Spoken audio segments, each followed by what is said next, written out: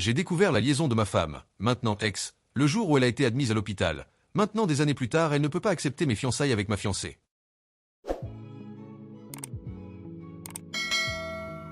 Si jamais il y avait une récompense pour la façon la plus horrible d'apprendre la liaison de votre partenaire, je le gagnerais probablement et je serais dans le panthéon de ceux qui l'ont reçu, comme beaucoup de gens dans ce forum. Je me suis soudain retrouvé membre d'un club dont personne ne veut jamais faire partie. Je n'oublierai jamais le son de la voix de mon ex-belle-sœur qui n'arrêtait pas de répéter « Je suis désolé, au téléphone alors que je rentrais chez moi en voiture après un voyage d'affaires d'une semaine. J'étais confus et n'avais absolument aucune idée de ce qu'elle voulait dire, mais ce n'est qu'après avoir réussi à la calmer quelque peu, qu'elle m'a informé que ma femme était à l'hôpital et que je devais me dépêcher de rentrer. Mon esprit s'est emballé alors que j'essayais d'obtenir plus d'informations et de ne pas me cracher, tout en commençant à accélérer pour arriver plus vite. La seule chose qu'elle m'a dite, c'est qu'il s'agissait d'une agression. Puis elle a coupé la communication et n'a pas répondu lorsque j'ai essayé de la rappeler. Nos antécédents. Mon ex et moi nous sommes rencontrés au milieu de la vingtaine, par l'intermédiaire d'un ami commun lors d'un barbecue. Au début, elle semblait presque trop belle pour être vraie. Non seulement elle était incroyablement belle, mais elle était aussi timide et introvertie. Il a fallu un certain temps pour que nous sortions officiellement ensemble, mais une fois que c'est arrivé, j'étais aux anges. Lorsque nous avons essayé d'être intimes pour la première fois, elle s'est soudainement mise à pleurer. J'aurais dû le prendre comme un mauvais signe. J'ai paniqué et j'ai pensé que c'était quelque chose que j'avais fait, mais elle s'est excusée le lendemain et m'a dit qu'elle avait eu un déclic. Il s'avère que 2 ans avant de me rencontrer, elle était dans une relation à long terme avec un homme qui abusait d'elle, émotionnellement, physiquement et mentalement. Il la dégradait pendant leurs moments d'intimité et s'excusait ensuite. Elle a eu un flashback mais m'a assuré que cela n'avait rien à voir avec moi. Alors nous avons pris notre temps car elle suivait toujours une thérapie. C'était difficile, mais comme je l'aimais, je pensais qu'une fois que nous aurions surmonté cette épreuve, notre relation serait plus forte. Pendant un certain temps, c'est ce qui s'est passé. 1 an plus tard, nous nous sommes fiancés. La première fois que nous avons eu des rapports intimes, c'était aussi à ce moment-là. J'ai eu la chance de pouvoir acheter une maison pour nous grâce à l'héritage de mon défunt oncle. Tout allait pour le mieux et j'ai sérieusement suggéré de planter un péché, important pour la suite, pour signifier un nouveau départ et elle était d'accord. Nous nous sommes mariés peu de temps après, et très franchement, c'était absolument extraordinaire. Bien sûr, nous avons connu des hauts et des bas, comme tous les couples mariés, mais je considère que nous avons eu plus de chance parce qu'elle a toujours fait en sorte que nous ne nous couchions jamais fâchés l'un contre l'autre et qu'elle me faisait remarquer gentiment si je faisais quoi que ce soit qui la contrariait. Un peu plus tard, la vie a fait que j'ai été promu à mon travail, ce qui signifiait un meilleur salaire, mais aussi que je devais voyager plus souvent pour des conférences et des réunions d'affaires. J'ai remarqué que son humeur était beaucoup plus bas que d'habitude et qu'elle n'était plus aussi intime qu'avant. Elle gardait son téléphone près d'elle et cessait même de parler gentiment des choses qui la contrariaient. J'ai essayé de lui en parler, mais elle m'a assuré qu'elle allait bien et qu'il s'agissait d'une phase qu'elle traversait et que je n'avais aucune raison de ne pas lui faire confiance. J'ai laissé tomber. Elle allait parfois chez sa sœur et passait la nuit chez elle, me disant qu'elle avait juste besoin de passer un peu de temps entre filles avec sa sœur. Le jour où j'ai reçu ce coup de fil fatidique, c'est le jour où elle devait à nouveau tenir compagnie à sa sœur.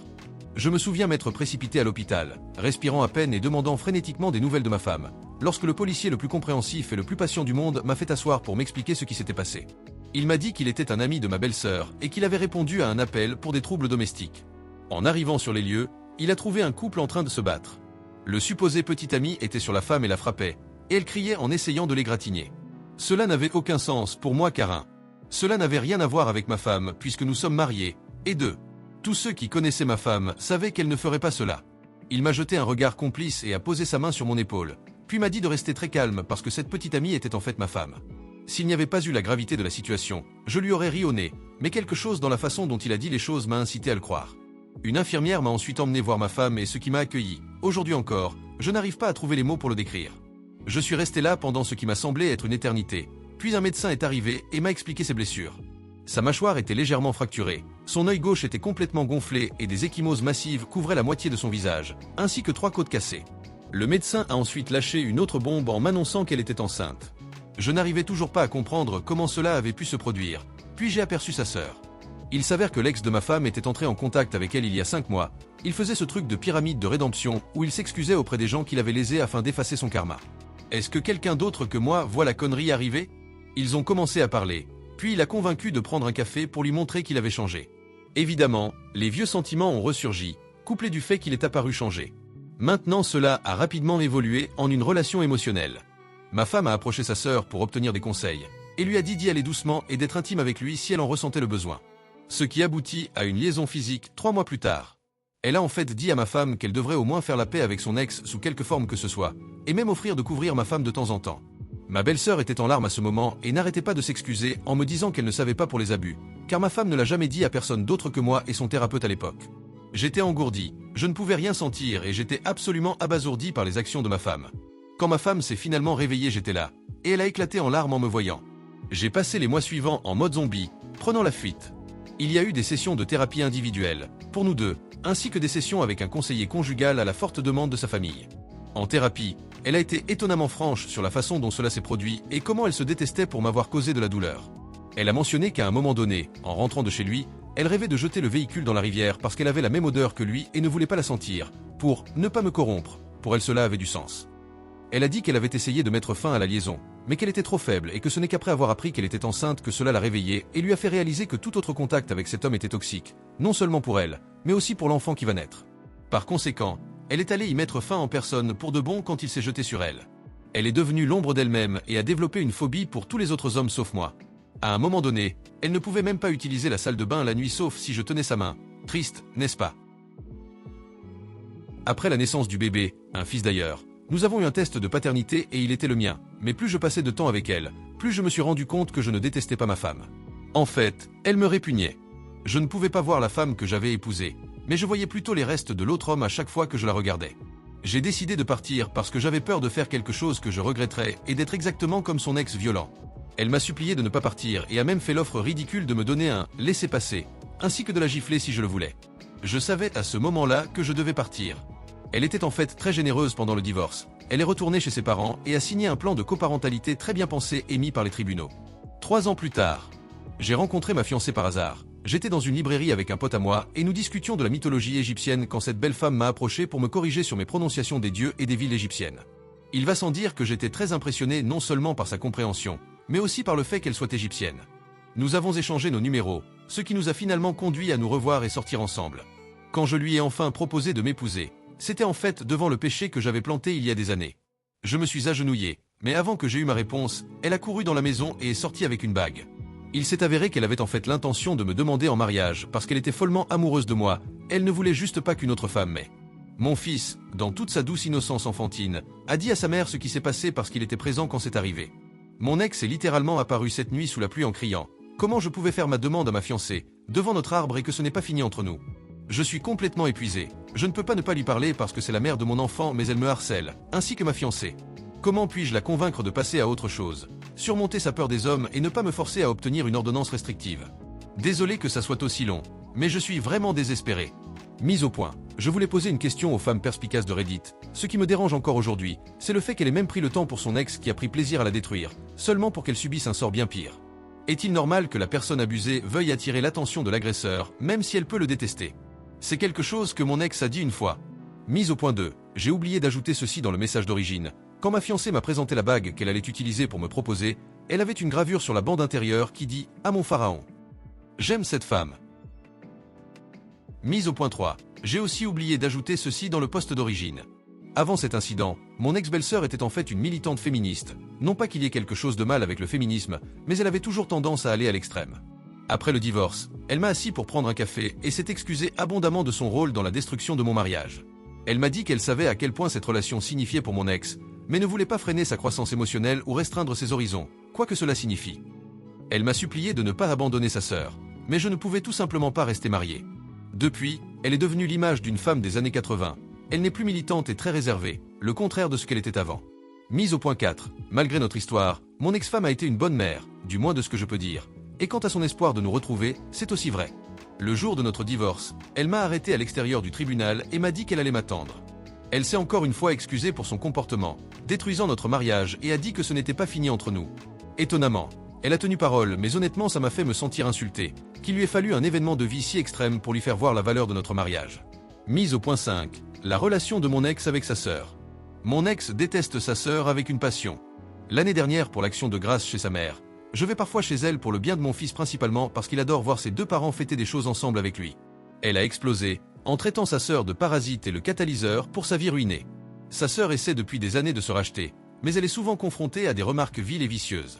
La relation entre mon ancienne belle-sœur et ses parents a certainement été en suspens pendant un certain temps, en particulier avec son père qui est un ancien pompier. Il l'a d'abord renié, mais a été convaincu de la pardonner, au moins en partie, par sa femme. Mais ce n'était pas comme avant et je pense que c'est probablement la raison principale pour laquelle ma belle-sœur a tellement changé.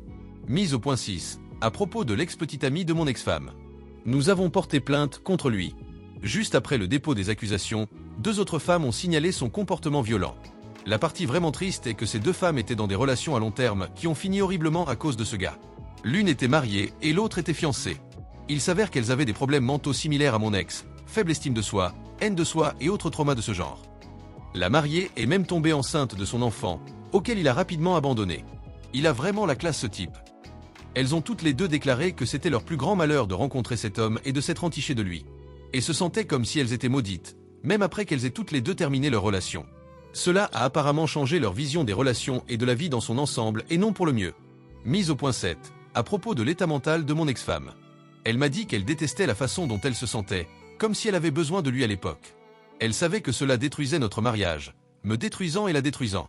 Elle savait qu'elle ne l'aimait pas, elle continue d'être inflexible sur ce fait, mais il était comme un doux poison qu'elle ne pouvait pas arrêter de boire. Comme quelqu'un qui lui avait serré trop fort le bandeau qu'elle avait sur les yeux, et l'a poussé dans l'eau froide. Elle a dit qu'être tombée enceinte de notre fils était la meilleure chose qui lui soit jamais arrivée. Cela lui a arraché le bandeau et l'a apparemment réveillée, pour ainsi dire. Elle se rendit compte qu'elle était toujours prisonnière et ne voulait rien d'autre que d'être libre et d'être la meilleure mère et épouse possible. Elle a dit qu'elle était une idiote d'avoir répondu à son message quand il lui a tendu la main et qu'elle aurait souhaité pouvoir faire preuve de bon sens dans sa jeunesse et se crier dessus pour s'enfuir loin de lui. Métaphoriquement parlant. Mise à jour. Waouh, je ne m'attendais pas à ce genre de réponse. Merci beaucoup pour votre soutien et vos paroles aimables à la fois pour moi, ma fiancée et mon ex. Il est triste que ma situation avec mon ex et son passé violent ne soit pas aussi rare que je le pensais. La lecture de certains cas similaires fait vraiment presque perdre espoir, mais heureux de voir que certaines personnes ont récupéré. Maintenant, pour ce qui s'est passé depuis mon premier post. Tout d'abord, un grand merci à l'utilisatrice, Mama20, pour ses conseils simples mais étonnants qui nous ont épargné beaucoup de problèmes. Passons maintenant à ce qui s'est passé jusqu'ici. Depuis mon dernier message, l'anniversaire de mon fils approchait et il nous a dit qu'il voulait avoir une nuit de camp pour fêter ça. Je dois expliquer que mon fils aime absolument le plein air. Tout, du camping à la randonnée en passant par les jeux dans les rivières, sont ses préférés. Évidemment, en raison de la situation actuelle, nous ne pouvons pas aller à nos endroits habituels. Donc j'ai offert mon jardin pour cela. Une autre demande qu'il a faite était pour que mon ex puisse rester dormir aussi. Il voulait imiter une scène de l'un de ces spectacles d'aventure pour enfants où les 2 parents sont assis de chaque côté de l'enfant, et tous les 3 font griller des guimauves sur le feu de camp. Je n'avais absolument aucune intention de rejeter les souhaits de mon fils, mais en même temps, je ne pouvais pas laisser mon ex dormir dans la même tente que nous. Ce serait beaucoup trop irrespectueux envers ma fiancée. Même si elle a dit qu'elle comprenait, il était clair qu'elle n'était pas d'accord avec ça. Mon ex semblait profiter de la situation et continuait à dire combien elle avait hâte de passer la nuit avec ces 2 hommes et même aller jusqu'à acheter beaucoup d'équipements de camping qui auraient pu mettre Bear Grylls au chômage. Elle essayait certainement d'irriter ma fiancée et n'était pas gracieuse non plus. J'ai dû lui dire d'arrêter 1 ou 2 fois, mais elle n'a cédé que lorsque j'ai menacé d'inviter sa sœur. Depuis notre divorce, mon ex a une haine brûlante pour sa sœur. Mon ex reconnaît son rôle dans la destruction de notre mariage, mais blâme sa sœur pour avoir encouragé la liaison et ne pas être son garde-fou, en encourageant des choix qui la ruineraient mais plus important encore, selon elle, notre vie ensemble. Leur relation est devenue si mauvaise qu'elle refuse de laisser sa sœur voir notre fils, ce qui à un moment donné, causé une grave dépression à mon ex-belle-sœur. Mon ex-belle-sœur essaie depuis des années de se réconcilier avec sa sœur, mais cela semble empirer au fil du temps. Un Redditor, Mama20, m'a offert une solution simple et efficace. Elle m'a suggéré de sortir et d'acheter une tente à plusieurs pièces, afin que ma fiancée puisse être inclue. Je n'ai pas perdu de temps et suis immédiatement allé en chercher une. Bien sûr, mon ex n'était pas trop contente de cela, mais elle était heureuse d'être sous le même toit que moi. Lors de la fête d'anniversaire, mon fils était sur un petit nuage. Il a couru autour du jardin et prétendu qu'il était un grand explorateur qui découvrait une nouvelle terre. Le soir, j'ai allumé le feu et mon ex a fourni les guimauves. Mon fils est assis entre nous avec enthousiasme et a commencé à griller sa guimauve à côté de nous. Ce que je ne m'attendais pas, c'est qu'après avoir pris des photos et fait des s'mores, il a donné à ma fiancée un bâton et une guimauve aussi et s'est assis à côté d'elle pour faire son deuxième s'more. C'est honnêtement un mystère que quelque chose de si pur et parfait pourrait sortir du désordre absolu qui était la relation entre mon ex et moi. Mon ex m'a demandé un peu de mon temps à laquelle je l'ai obligé. Nous sommes entrés dans la cuisine et elle s'est excusée pour son comportement le jour où j'ai fait ma demande en mariage à ma fiancée, mais pas pour les actions qui ont suivi. Elle m'a dit qu'elle me voyait toujours comme son mari dans son esprit, donc l'idée que je donne mon cœur à une autre l'a terrifiée. Elle a dit qu'elle ne voulait jamais me causer de la douleur et qu'elle donnerait n'importe quoi pour remonter le temps et réparer ses erreurs. Elle a mentionné à quel point elle était heureuse lorsque le test de paternité a montré que j'étais le père parce qu'elle pensait que c'était un nouveau départ pour nous et qu'il était la preuve de notre amour. Je l'ai remerciée pour le courage qu'elle a de partager tout cela, mais je lui ai dit que j'étais heureux avec qui j'étais. Mais j'espérais qu'elle trouverait quelqu'un pour la rendre heureuse aussi. Elle a dit qu'elle pensait ce qu'elle a dit le jour où nous avons divorcé et qu'elle m'attendra. J'ai quitté la cuisine épuisé, parce que rien de ce que je voulais lui dire ne lui est parvenu. Nous avons terminé la soirée où, moi et ma fiancée dormaient dans une pièce de la tente et mon ex avec mon fils dans une autre. Dans l'ensemble, une bonne soirée d'anniversaire pour mon fils, mais pas une bonne nuit pour moi. Voilà où en sont les choses jusqu'à présent, et je promets de mettre à jour si quelque chose d'important se produit. Merci d'avoir écouté cette story. Qu'auriez-vous fait dans cette situation? Et pour ceux qui sont restés jusqu'à la fin, je vous en remercie. Si vous aimez ce type de contenu, n'hésitez pas à mettre un pouce j'aime à la vidéo et à vous abonner si vous ne l'avez pas déjà fait. Prenez soin de vous et de vos proches. À très bientôt.